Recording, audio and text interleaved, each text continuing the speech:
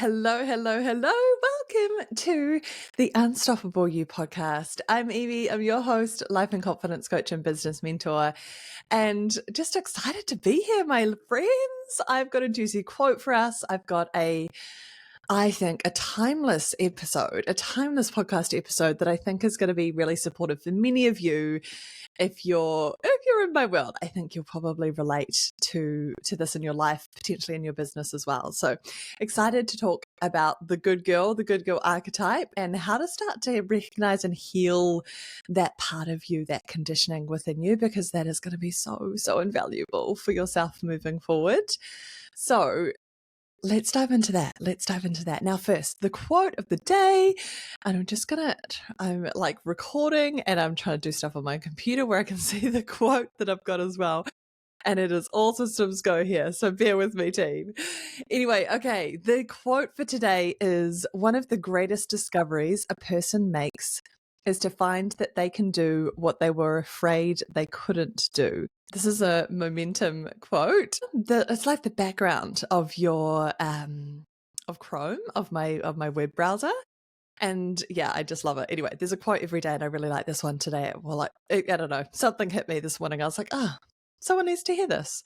One of the greatest discoveries a person will make is to find that they can do what they were afraid they couldn't do. Man, I wholeheartedly believe that. I feel like we're so funny how we put these constraints on ourselves, or these self-imposed limitations and cages, and also some that's not self-imposed, some that's more conditioning, some that's more events, situations, experiences that have made us a certain way, or we've adapted or learnt something from a certain experience. And so some of it absolutely is self-imposed and some of it not so much. But I really believe that we truly can do anything that we really want to if we set our sights on it and we do the work that's required for that. And I'm here for that. That's what I'm all about. Anyway, so that is the beautiful quote for today. It's by anonymous. I don't know who it's by, but it's the momentum quote for today. At the time of recording this episode, one of the greatest discoveries a person makes is to find they can do what they were afraid they couldn't do. Okay, let's dive into the podcast. I'm excited. Where are we? Let's get up to speed again. So, yeah, I wanted to talk about the good girl archetype, or that good girl conditioning that I think so many of us can relate to, perhaps have experienced ourselves firsthand, or a version of this, right? So let's just like rewind slightly. What do I actually mean by the good girl archetype, or being a good girl? I think many of you will be like, yeah, hands up, that's me, 100%. Like, say no more, Evie. And others of you may see this pop up in sneaky ways in your life. Remember also, and this is something that's come up for me recently, I'm like, and this is partly why I wanted to do this podcast episode, because I think it's one of those things that's going to be really timeless for many of you, that it may pop up from time to time. Like, you might have done a whole lot of healing work around this, a whole lot of like reprogram, conditioning, letting go, healing, etc. And then you're like, oh, hello, old friend, people pleaser, or hello, old friend, good girl, or hello, old friend, perfectionism, or whatever it might be, a version of this. And that's what's happened to me personally recently. I was like, hello, old friend, this is a version of being the good girl. And I was like, cool. I can see it for what it is. I've got that beautiful self-awareness now. I can give myself so much love and compassion around this, and I can move forward. With this. Like, I've done so much inner work around this that that I'm in that place where you can do this. But I just wanted to share that, you might be in the same boat, that it might be one of those things that, like, I know this good girl stuff. I've released a whole lot. I've done so much of this beautiful inner work. Go you, well done. And also, annoyingly, but also so humanly of you, that sometimes this pops up from time to time, and that's so okay. And that's absolutely okay. So remember, please, that this podcast and all of the episodes is never about judgment, is never about criticism. This is really about Like I really want this podcast episode to be done with so much love and so much respect for you, that this is never about, oh, this bloody good girl conditioning again, or judging anyone for holding on to any of this conditioning, because it is one of those things that I think is really prevalent. I think a lot of us have a version of good girl conditioning, and from our upbringings, from our childhoods most likely. And we're all human, right? Like all of this stuff. I'm in this beautiful program at the moment that's about sacred leadership, and there's some exceptional humans in that space, some amazing coaches and mentors and healers and space holders. And so much of this work is about doing the inner work, or at least initially it is. And we have all put up our hand, and my mentor included, we have all put up our hand and said, hey, like, we've done this work and are still committed to doing this work. And that no one comes, I don't think, to this place of like full enlightenment or true, like where everything is healed or let go of or released or transcended or whatever. And that it's always going to be a bit of a work in progress. And the most important thing that we can do here is, one, have these kind of conversations with love and compassion for ourselves, first and foremost, and for others. And also that we're so deeply committed to this work. And that certainly is, certainly is for me. And I believe it would be for you too. So welcome. Let's have this beautiful conversation with love and compassion and curiosity, and see what comes. Okay, so what is being a good girl? What is the good girl archetype? Let's go there. Let's talk about this. Now, I think a lot of this, as I've mentioned to you before, is conditioning from our past, is conditioning from our childhoods, from our upbringings of some sort.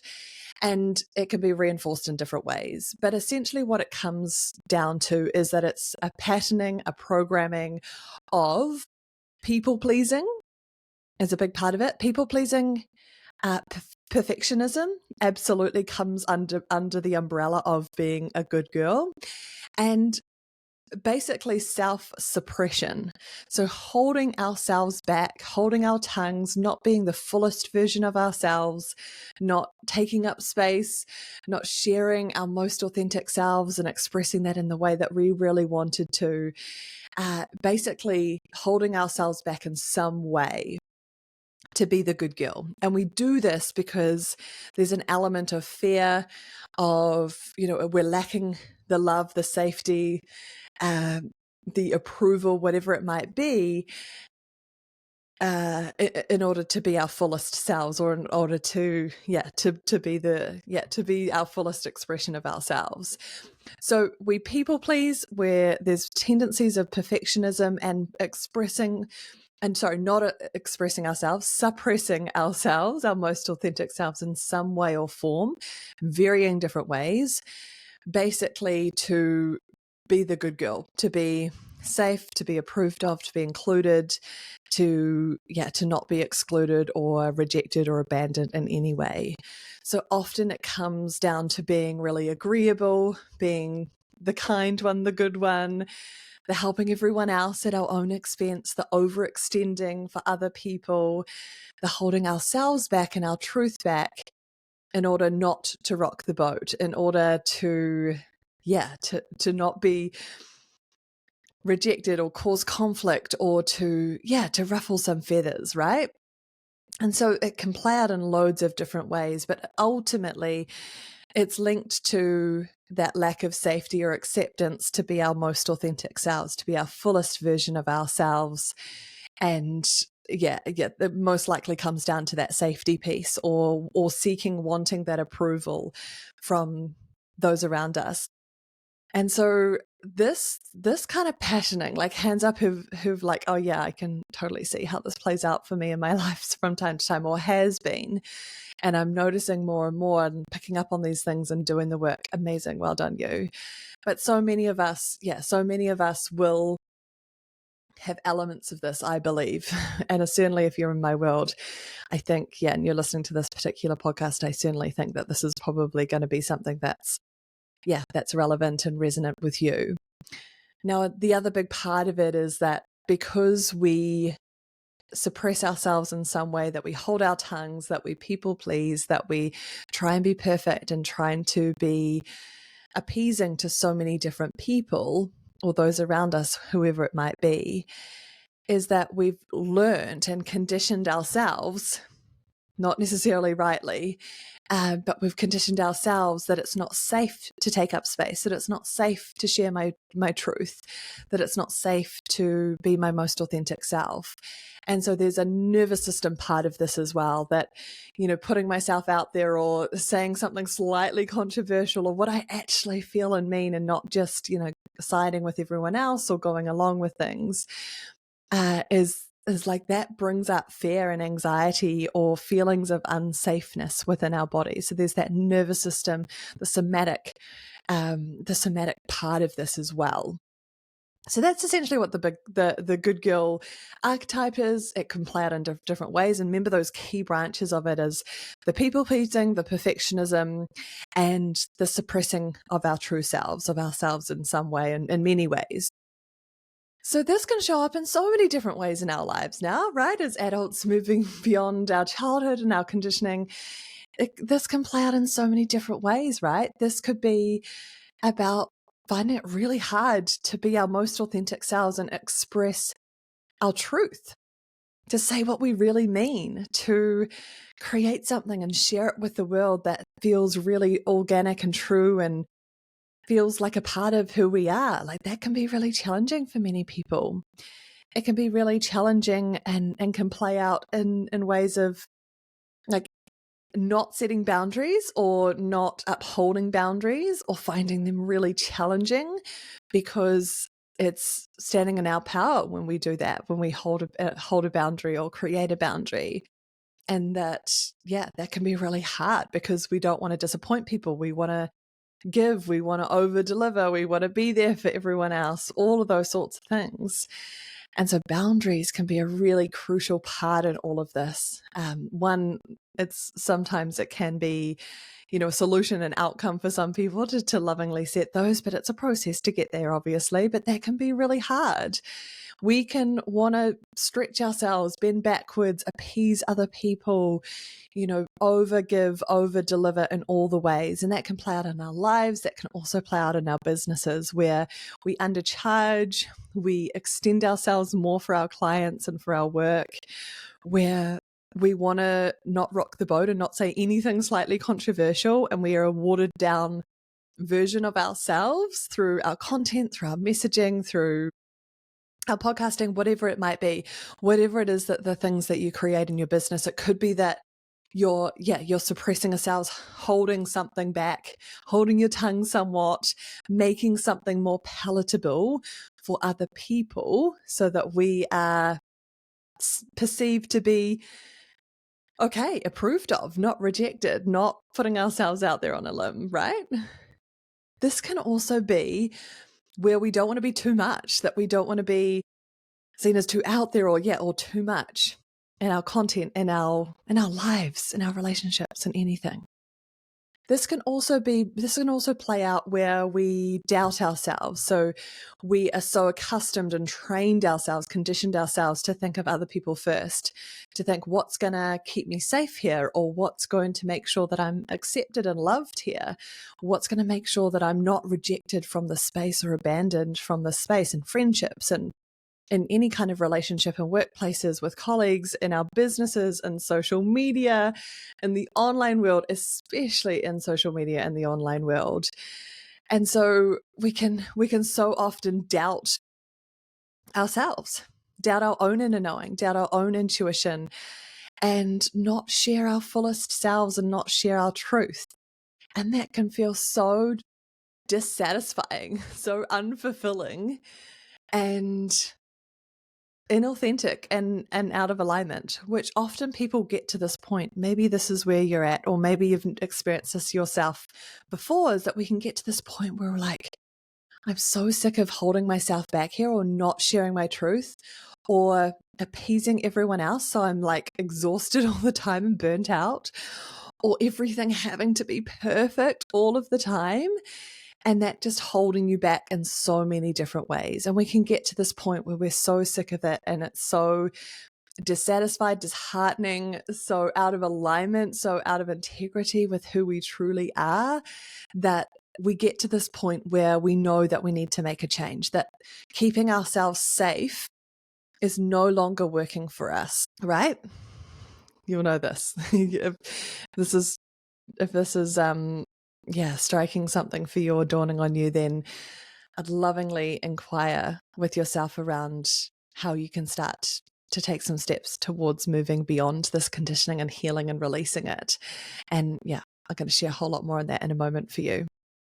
So yeah, what else did I want to share there? I think the other things is just, proving our worth, or like being busy, being productive, overachieving. Overachievers, you're often good girls too, is that we're proving ourselves, we're proving our worth, we're proving our place, that we have something meaningful to share, that we're worthy enough to be here, etc. And it's that approval that we're ultimately seeking there, aren't we? So look, I really believe, and as I was just mentioning, you will get to a point of time where staying safe is far more uncomfortable than the uncomfortableness of being courageous, of doing the healing and releasing work and putting ourselves out there, being our most authentic selves, expressing our truth and the fullest version of ourselves, and setting loving boundaries, taking back our power, taking up space, and really ultimately living our truest, highest selves here. There will be a time when it gets so uncomfortable to stay safe and stay where you are that you know that you need to make some changes here. And so it is really time to heal this. And look, I think sometimes I see this playing out in the business world in many ways, where we're not sharing the fullness of ourselves. Not that we have to share everything online, but the fullness of our personality, of our energy, of our magnificence, of our gifts online. And we're sharing a very watered down, palatable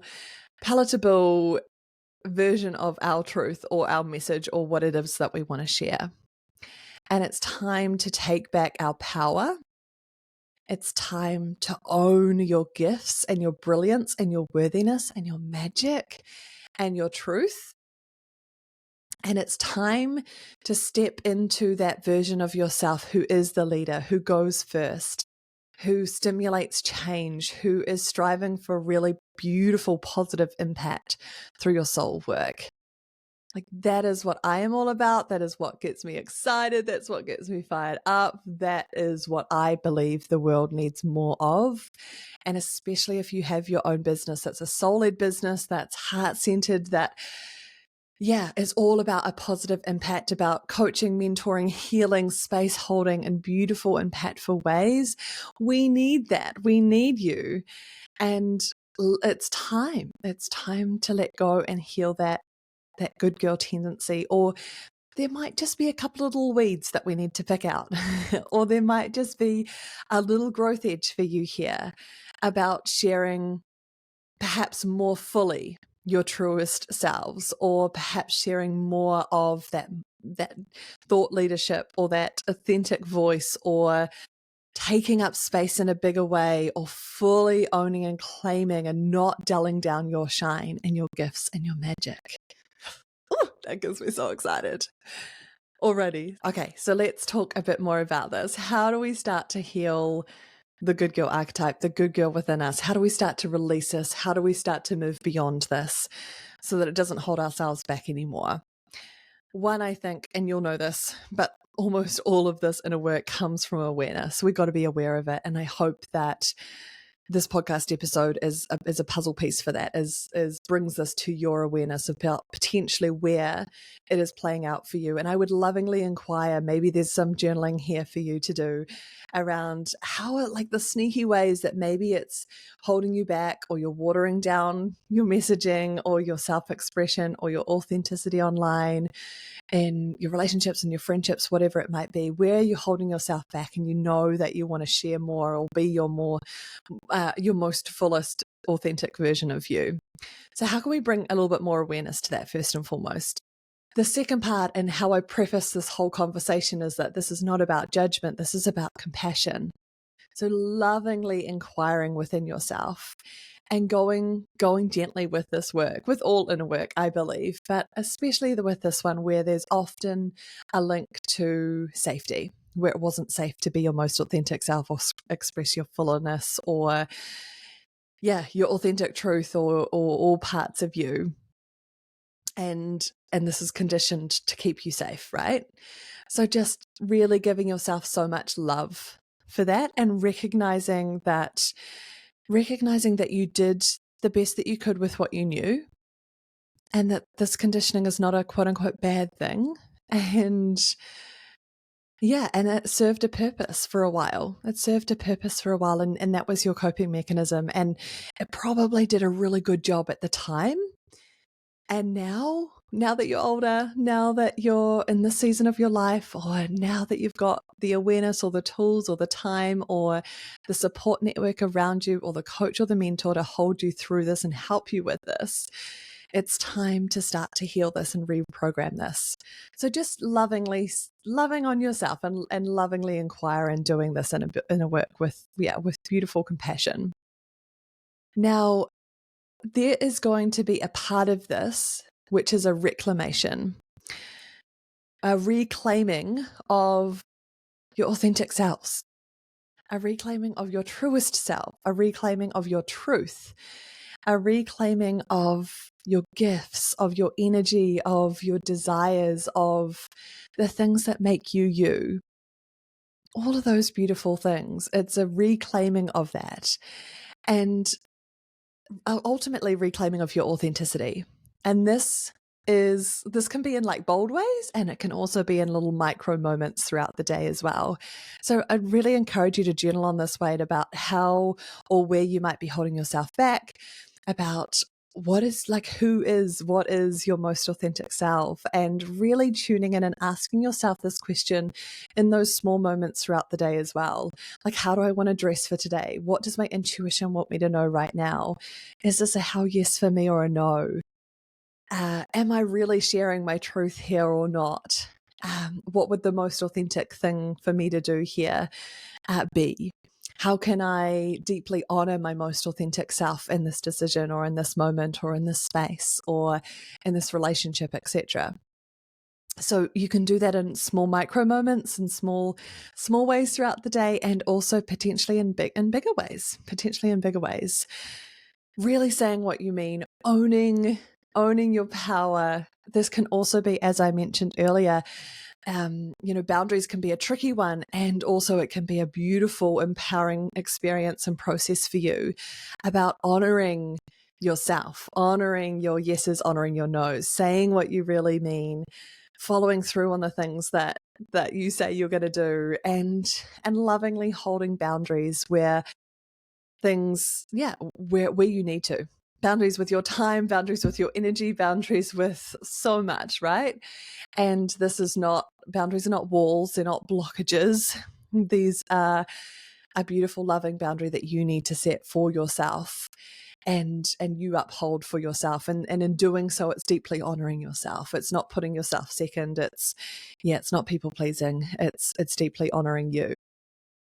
Now, because we also know that there is a big part of this is about being a perfectionist, or being an overachiever, or a go-getter, and doing all these things, there is going to be a part of this is like deeply owning and honoring your humanness, deeply owning and honoring that you're going to take messy action, that mess is part of life, that, done is better than perfect, that we can't expect. You can absolutely strive for excellence. I love that. Yes, more to that. And also that perfectionism is almost an illusion, isn't it? In many ways. And that a part of that is about control, and a part of that needs to be about owning, releasing, and, releasing that and owning the fact that you're human, honoring your capacity as well, and making sure you're checking in with, am I doing this from a place of love, of service, of impact? Is it a pull or is it a push? Am I doing this from a place of like that push of like, I have to at all costs, determined, push, achieve, churn out work, etc., because I'm proving something, because I don't feel worthy enough, because I'm trying to be the good girl or fit in or be, achieve the awards or whatever it might be. So really, really be discerning with what energy am I coming at this with. Because you can still achieve greatness. You can still achieve amazing work. You can still be wildly productive. You can still be a high achiever and have a beautiful, big, flourishing, abundant life in all the ways. And one that deeply honors your authenticity, your truth, your capacity, your nervous system, and does it with so much love and compassion. I think that's mostly it. I think the other thing I just wanted to share is that everyone benefits when you do this work. Everyone does. You first and foremost will feel a whole lot lighter when you let some of this go. When you start to rewire, when you start to reprogram, when you start to honor yourself and be your most authentic self, it's the most liberating and freeing thing ever. And I speak from personal experience there. And it's one that's going to do wonders for your nervous system and your body on a somatic, physical level. And it's one that everyone else benefits from. I think there's a real fear here that if I'm not likable, if I don't share what I think other people want to hear, or if I don't, if I fully share my truth and I rock the boat, or, I might ruffle some feathers from time to time, that, I'm going to lose people, or they're not going to like me, or I'm going to be abandoned or pushed out of the circle, or whatever it might be, the fear that's driving this. Remind yourself that, are those actually the people that you want to be with then? Or are those the friends that you want to have around you? Or, is that actually a true relationship or a true friendship or something that really matters to you if you're not actually being your most authentic self in that? If you're actually just being a watered down version of yourself or being a smaller version of yourself? Like, is that actually true? And is that actually what you want? Or is it worth the risk to be my most authentic self and to honor my truth and to honor myself in the best and deepest and beautifulest way? And that's going to feel really good to me. It's going to attract in those kind of people, my kind of people. I'm going to repel the people that aren't for me, and that's okay, but it's going to attract in the people that are. And can it be a beautiful big permission slip for other people to do the same? I think that's where it's like win, win, win, win, win. Where you can be a beautiful guiding light for other people, that it's safe to be your most authentic self, that you should be your most authentic self. Should. I know we don't like that word, but you know what I mean.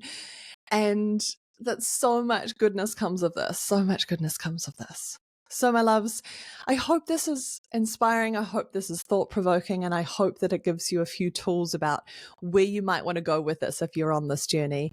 And just full permission and love and support if you're like, hey, just as I did, hey, I think I've done loads of this work and I'm so aware of this. So I thought I've let so much of this go and reprogrammed so much. But actually I think maybe this little pattern here is playing out a tiny bit of this conditioning, and maybe I want to look at that. Or maybe actually I want to be a bit more courageous. I want to be a bit more bold in my authentic magic, in my messaging, in my self-expression, through my work, through my business, through my relationships, whatever it is for you, and full permission to do that. I'm excited. I'm excited for you. All right, my loves. Well, that is it from me today, but let me know what you think. As always, I love the conversations that we have after the podcast episode. They mean so much. It's also just wonderful to hear what really lands, maybe what challenges you, lovingly challenges you, and how you're moving forward with this one. So go well, my loves, and I look forward to talking to you again really soon.